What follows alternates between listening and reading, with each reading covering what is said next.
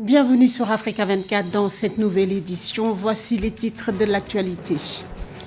Au Sénégal, la campagne présidentielle est lancée pour les 19 candidats et la coalition Diomaye Président a dévoilé son programme qui repose sur 5 principaux axes. Le développement des télécommunications est une priorité pour les autorités burkinabées. L'autorité de régulation des télécommunications électroniques et des postes veut renforcer l'expansion du réseau. Et puis au Zimbabwe, au moins 1000 écoles vont bénéficier du programme FIFA Football for School. Ce programme lancé en 2019 vise à garantir l'accès au football à tous les élèves sans discrimination pour une meilleure insertion sociale. Mais tout d'abord, le président Paul Kagame a été désigné candidat du Front patriotique rwandais à la présidentielle. À 66 ans, il va représenter le parti au pouvoir lors de ce scrutin présidentiel prévu le 15 juillet prochain, élu à l'unanimité. Le président sortant a accepté cette nomination en demandant toutefois au FPR de préparer la transition. Après lui, ses principaux challengers pourraient être Franck Habineza, le chef du Parti vert, qui est donné 3e par les sondages actuels, mais aussi Victor Ignabiré à la tête du mouvement non enregistré d'Alpha Umurinzi, Développement et Liberté pour tous. Cependant, elle voit sa candidature fragilisée par une condamnation qui attend une décision de justice le 13 mars prochain, décision qui pourrait l'autoriser ou non à se présenter à la présidentielle. Au Sénégal, la campagne présidentielle est lancée pour les 19 candidats dont le dossier a été validé par le Conseil constitutionnel.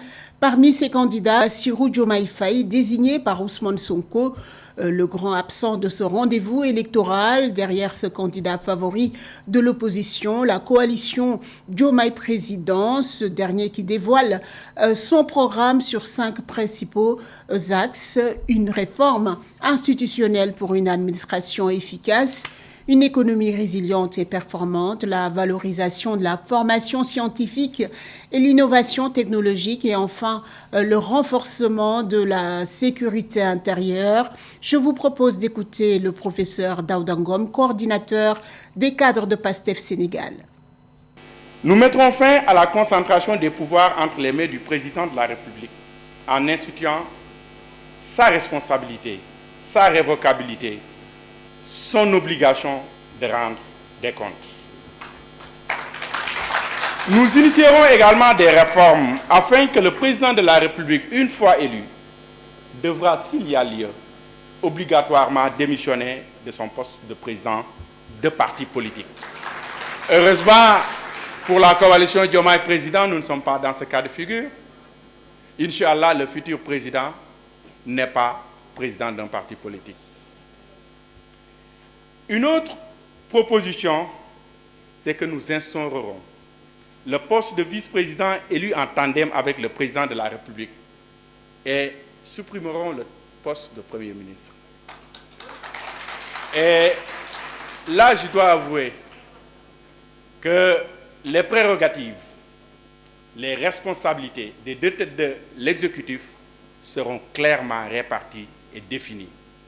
Et des critères de composition de ce tandem, c'est qu'il ne doit pas y avoir de lien de parenté, de sang ou d'alliance. Et toujours par rapport aux réformes, nous adopterons une loi interdisant le cumul des mandats électifs. Le Gabon réintègre la communauté des États d'Afrique centrale, la CEAC. Pour rappel, le pays a été suspendu de l'instance régionale au lendemain de la destitution de l'ancien président Ali Bongo Ondimba, qui avait été renversé le 30 août 2023.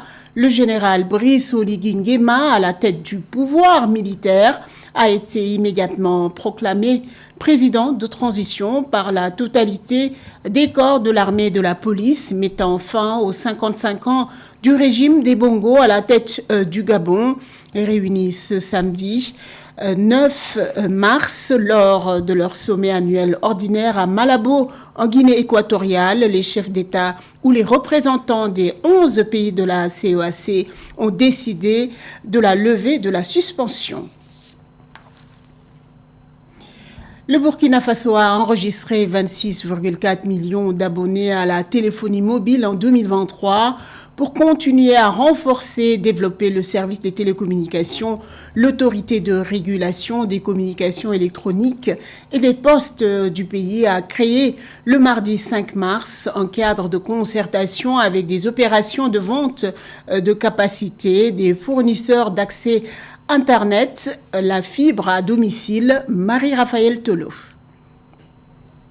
L'autorité de régulation des communications électroniques et des postes du Burkina Faso a créé le mardi 5 mars un cadre de concertation avec des opérateurs de vente de capacité des fournisseurs d'accès Internet FTTH et des fournisseurs d'infrastructures. Ce cadre a été mis en place pour créer les conditions d'une interaction entre l'ARCEP et ses opérateurs pour partager facilement les informations sur les évolutions et les projets dans le secteur des communications électroniques ainsi que pour les échanges sur les difficultés rencontrées.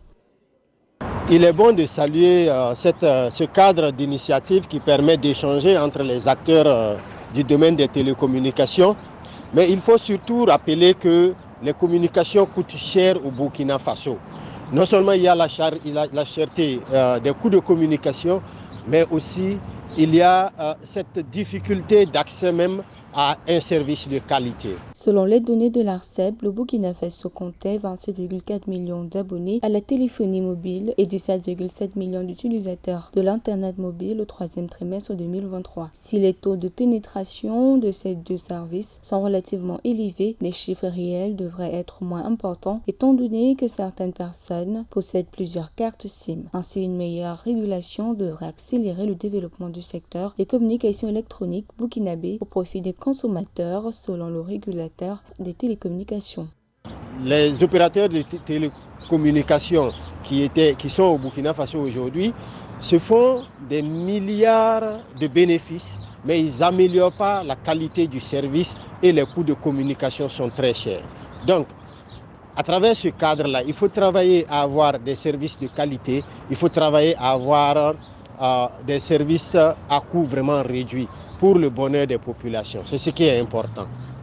Selon l'ARCEP, cette mise en communication entre le régulateur de la télécommunication et ses fournisseurs s'inscrit dans le cadre de la volonté de l'ARCEP de renforcer la régulation du secteur télécom grâce à une meilleure connaissance des attentes de tous les intervenants.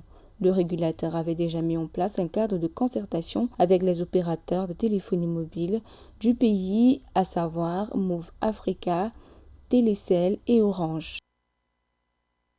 Permettre aux femmes d'acquérir une indépendance financière effective est une priorité du gouvernement rwandais. Grâce à de nombreuses réformes, le Rwanda a pu réduire l'écart entre les hommes et les femmes jusqu'à 5% par rapport à 11% en 2016 en matière d'autonomie financière. Les détails avec Frater Dacia Isinga. Une jeune fille de 28 ans, entrepreneur agricole au parcours impressionnant, une militaire au grade de colonel, l'une des premières à obtenir ce grade dans le pays, et une jeune ingénieure civile et entrepreneur qui a conquis les marchés internationaux. Voici les profils des quelques femmes qui se sont exprimées lors de la célébration de la Journée internationale de la femme au Rwanda. L'histoire de mon parcours que je suis venue vous raconter est l'une de plusieurs histoires positives de femmes rwandaises qui font des choses exceptionnelles grâce à la chance que nous avons eue de pouvoir faire des métiers qui étaient considérés comme ceux destinés aux hommes. Si nous racontons ces histoires, c'est aussi pour dire à nos jeunes sœurs que c'est possible de rêver grand et de réaliser ses rêves même s'ils font peur, car vous avez tout le soutien possible. L'inclusion financière et l'autonomisation des femmes ont fait l'objet de nombreux engagements du gouvernement rwandais afin de permettre aux femmes de mieux contribuer au développement du pays. À ce jour, par exemple, 70% des membres des coopératives d'épargne et de crédit disponibles dans tout le pays sont des femmes. Ces coopératives ont été conçues pour favoriser la transformation sociale et économique des zones rurales grâce à l'inclusion financière. C'est aussi grâce aux femmes dirigeantes des institutions financières que nous avons pu avancer dans l'inclusion financière des femmes.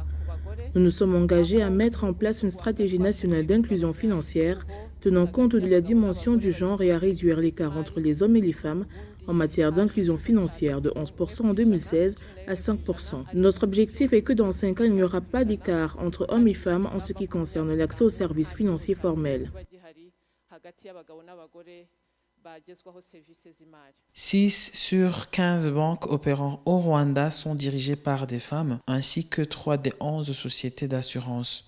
Malgré ces multiples avancements, des efforts supplémentaires sont nécessaires pour assurer la durabilité de différentes initiatives, avec des efforts, entre autres, du secteur privé local, selon des experts. Les principaux enjeux consistent à mieux adapter l'offre des services financiers à la demande et à intégrer les populations, notamment des femmes des zones rurales, dans le système financier formel.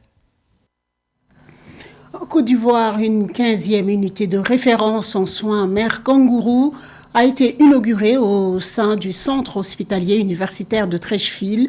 Cette méthode vient en complément des couveuses dont les prix sont jugés très chers. Ces installations sanitaires permettent de réduire le taux de mortalité chez les enfants nés prématurément. Marie-Roger Coyot. En Côte d'Ivoire, selon l'enquête démographique et de santé établie en 2021, 30 nouveau-nés sur 1000 naissances vivantes perdent la vie. 31,6% de ces cas de décès sont dus à la prématurité. Pour inverser la courbe, le gouvernement a autorisé depuis 2019 la pratique de la méthode mère kangourou, dont les lignes directrices recommandent un contact continuel peau à peau entre le frêle nouveau-né et la personne qui s'occupe de lui. Venant en appui aux couveuses, la méthode MK donne de meilleures chances de survie aux nourrissons. La Côte d'Ivoire compte actuellement 15 unités de soins mère kangourou, dont la dernière, inaugurée le 29 février 2024 au centre hospitalier universitaire de Treichville. La méthode SMK est une approche innovante et efficace pour la prise en charge des prématurés et des nouveau-nés de faible poids. Cette méthode, qui consiste à porter continuellement le frêle nouveau-né sur la poitrine, directement contre la peau, offre des avantages manifestes aux prématurés et aux petits pois de naissance sur le plan de la santé. Appuyé par l'UNICEF, le ministère de la Santé, de l'Hygiène publique et de la couverture maladie universelle a investi plus de 300 millions de francs CFA dans un bâtiment d'une capacité d'accueil de 25 lits. Le Centre national de référence de l'unité en soins mère kangourou devrait participer à l'atteinte des objectifs du développement durable ODD d'ici 2030 que s'est fixé le ministère de la Santé. Pour les parents de bébés prématurés ou en dessous de 2,5 kg, ces services sont une véritable lueur d'espoir. À mère kangourou ici, tu as l'occasion de communiquer avec ton bébé. En mettant le bébé sur la poitrine, tu sens le battement du cœur du bébé, tu n'es plus stressé. Parce que quand le bébé est dans la couveuse, franchement, on se pose 1001 questions. Selon l'Organisation mondiale de la santé, la pratique mère kangourou reste une méthode efficace pour fournir des soins aux bébés prématurés ou de faible poids à la naissance.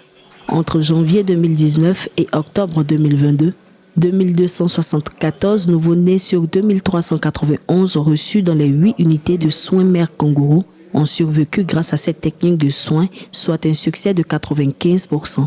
On enregistre environ 30 pays africains adeptes de cette pratique.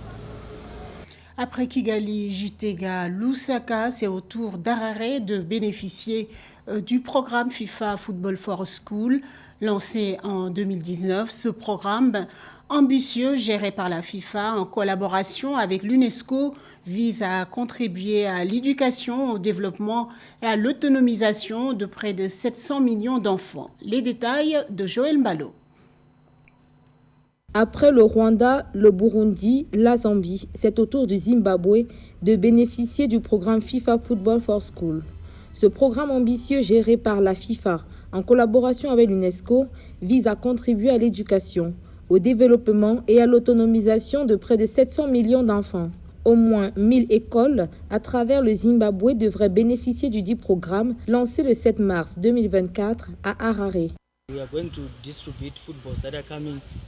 Il s'agit d'un programme qui cible le groupe d'âge de 4 à 14 ans et un total de 1000 écoles à travers le pays en bénéficieront.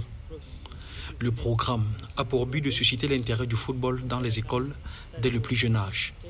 En plus, il devrait également être utilisé pour développer les compétences de vie, la prise de décision, les compétences interpersonnelles, la communication, l'équipe et le respect.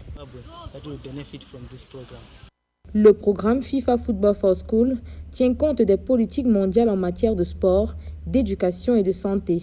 Au Zimbabwe, le projet qui fait partie du développement du sport dans le pays vise à susciter l'intérêt des footballeurs en herbe. Plus de 43 entraîneurs issus des 4 coins du pays ont été formés à cet effet pour une meilleure transmission de l'information.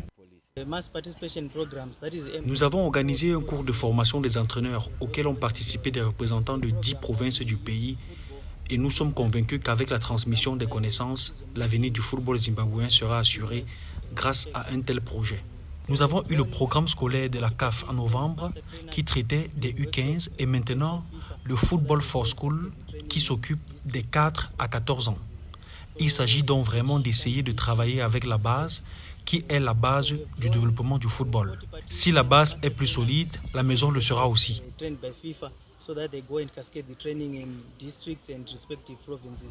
Pour rappel, lancé en mi-2019, le programme FIFA Football for School vise à garantir l'accès au football à tous les élèves sans discrimination, compléter les efforts déployés par les éducateurs et améliorer les résultats scolaires, bénéficiant ainsi au gouvernement. Ce journal a été réalisé par l'ensemble de la rédaction. Merci pour votre fidélité. Dans un instant, une nouvelle édition de l'information sur Africa 24.